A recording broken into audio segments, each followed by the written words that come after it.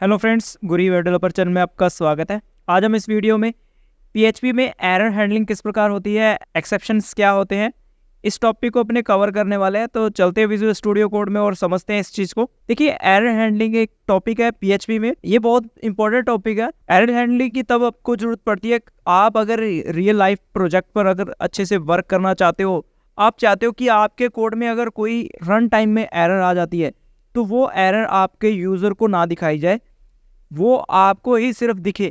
तो वो किस प्रकार आप हैंडल कर सकते हो, या आप यूज़र को अच्छे से मैसेज के रूप में दिखा सकते हो, और क्या आप अपनी कस्टम एरर बना सकते हो, ये सब इस टॉपिक में कवर होने वाला है कि अपने कस्टम एरर किस प्रकार अपनी जनरेट कर सकते हैं। तो पूरा जो एरर से रिलेटेड वर्क होने वाला है वो इस वीडियो में ही होगा। तो चलिए शुरू करते हैं, चलते हैं विजुअल स्टूडियो कोड में। तो यहाँ एक फंक्शन बना लेता हूँ पहले। ये जो फंक्शन है ये एको करवा रहा है कुछ भी, आई एम हेयर। इस फंक्शन को कॉल कर देते हैं। यहाँ मैं लिखता हूँ हेलो।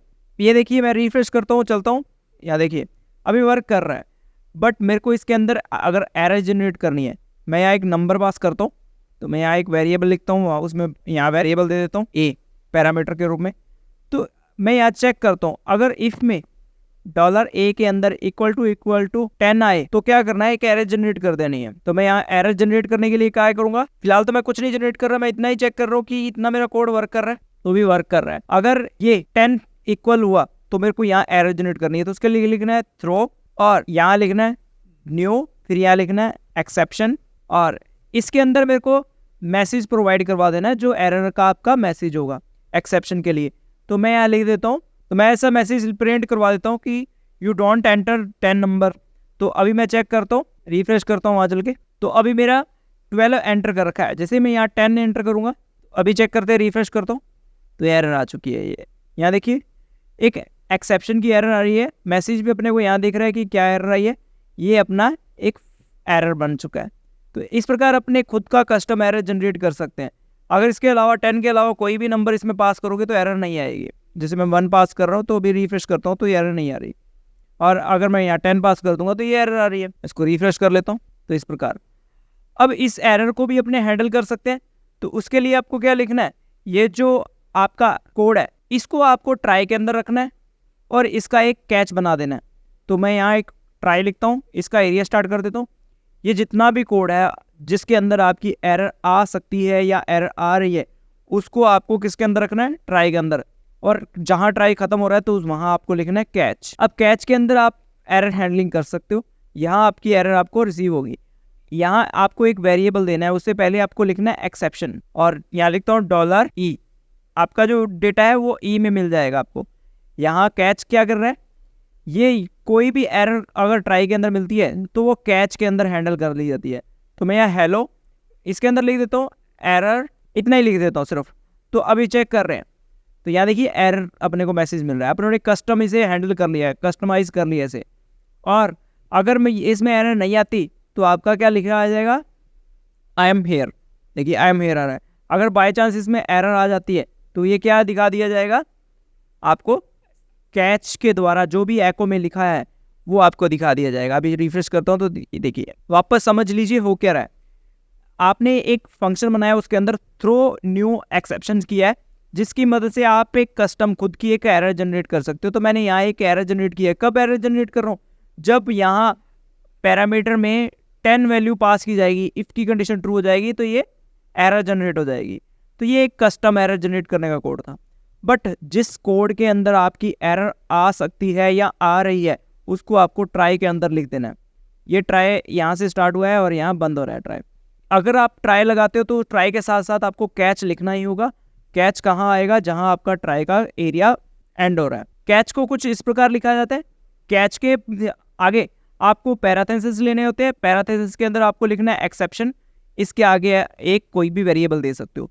ये वेरिएबल में आपकी जो एरर आएगी वो इसके पास स्टोर कर दी जाएगी। इसके अंदर से आप एरर निकाल सकते हो, कौन सी आपको एरर चाहिए। अभी मैंने क्या कर रखा है, एको करवा रखा है सिर्फ एरर मैसेज। तो मैं यहाँ लिख देता हूँ कुछ भी, और मैसेज लिखता हूँ तो वो भी लिख सकता हूँ, एरर हेलो लिख देता हूँ।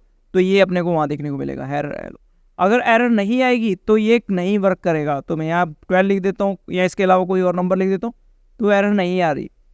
तो ये था एक एरर हैंडलिंग करने का तरीका।